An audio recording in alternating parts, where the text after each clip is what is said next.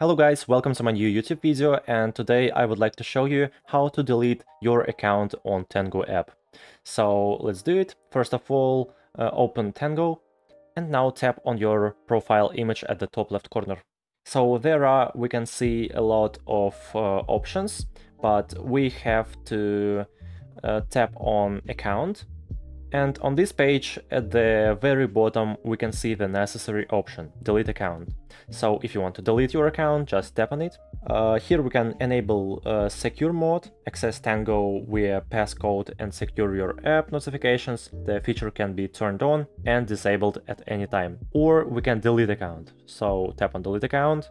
And here you'll need to choose the option to delete your account. For example, let's select I want to use another account and tap on delete account. So your account will be deleted in 30 days.